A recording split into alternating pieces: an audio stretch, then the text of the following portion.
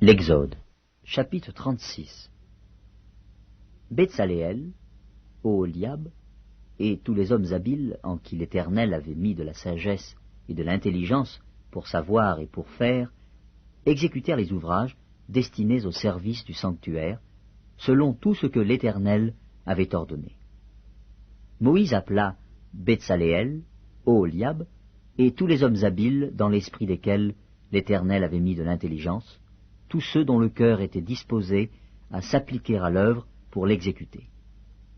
Ils prirent devant Moïse toutes les offrandes qu'avaient apportées les enfants d'Israël pour faire les ouvrages destinés au service du sanctuaire. Chaque matin, on apportait encore à Moïse des offrandes volontaires. Alors tous les hommes habiles, occupés à tous les travaux du sanctuaire, quittèrent chacun l'ouvrage qu'il faisait, et vinrent dire à Moïse: « Le peuple apporte beaucoup plus qu'il ne faut pour exécuter les ouvrages que l'Éternel a ordonné de faire. » Moïse fit publier dans le camp que personne, homme ou femme, ne s'occupa plus d'offrandes pour le sanctuaire. On empêcha ainsi le peuple d'en apporter. Les objets préparés suffisaient, et au-delà, pour tous les ouvrages à faire. Tous les hommes habiles, qui travaillèrent à l'œuvre, firent le tabernacle avec 10 tapis de fin lin retors et de fil bleu, pourpre et cramoisi. On y représenta des chérubins artistement travaillés.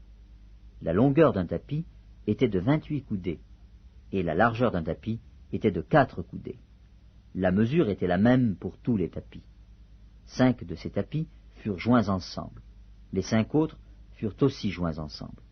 On fit des lacets bleus au bord du tapis, terminant le premier assemblage. On fit de même au bord du tapis, terminant le second assemblage. On mit 50 lacets au premier tapis, et l'on mit 50 lacets au bord du tapis, terminant le second assemblage. Ces lacets correspondaient les uns aux autres. On fit 50 agrafes d'or, et l'on joignit les tapis l'un à l'autre avec des agrafes. Et le tabernacle forma un tout. On fit des tapis de poils de chèvre, pour servir de tente sur le tabernacle. On fit 11 de ces tapis.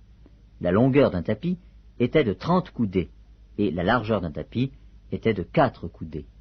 La mesure était la même pour les 11 tapis. On joignit séparément 5 de ces tapis, et les 6 autres séparément. On mit 50 lacets au bord du tapis terminant un assemblage, et l'on mit 50 lacets au bord du tapis du second assemblage. On fit 50 agrafes d'airain pour assembler la tente, afin qu'elle formât un tout. On fit pour la tente une couverture de peau de bélier teintes en rouge, et une couverture de peau de dauphin qui devait être mise par-dessus. On fit les planches pour le tabernacle, elles étaient de bois d'acacia, placées debout. La longueur d'une planche était de 10 coudées, et la largeur d'une planche était d'1 coudée et demie. Il y avait pour chaque planche 2 tenons, joints l'un à l'autre. L'on fit de même pour toutes les planches du tabernacle. On fit 20 planches pour le tabernacle du côté du midi.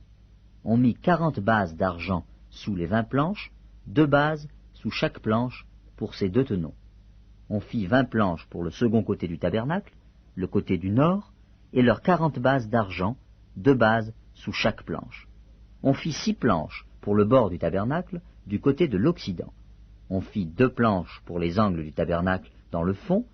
Elles étaient doubles depuis le bas et bien liées à leur sommet par un anneau. On fit de même pour toutes les 2, aux 2 angles. Il y avait ainsi 8 planches, avec leurs bases d'argent, soit 16 bases, 2 bases sous chaque planche. On fit 5 barres de bois d'acacia pour les planches de l'un des côtés du tabernacle, 5 barres pour les planches du second côté du tabernacle, et 5 barres pour les planches du côté du tabernacle formant le fond vers l'occident. On fit la barre du milieu pour traverser les planches d'une extrémité à l'autre. On couvrit d'or les planches, et l'on fit d'or leurs anneaux pour recevoir les barres, et l'on couvrit d'or les barres. On fit le voile de fil bleu, pourpre et cramoisi, et de fin lin retors. On le fit artistement travaillé, et l'on y représenta des chérubins. On fit pour lui 4 colonnes d'acacia, et on les couvrit d'or. Elles avaient des crochets d'or, et l'on fondit pour elles 4 bases d'argent. On fit pour l'entrée de la tente un rideau de fil bleu, pourpre et cramoisi, et de fin lin retors. C'était un ouvrage de broderie. On fit ces 5 colonnes et leurs crochets, et l'on couvrit d'or leurs chapiteaux et leurs tringles. Leurs cymbales étaient d'airain.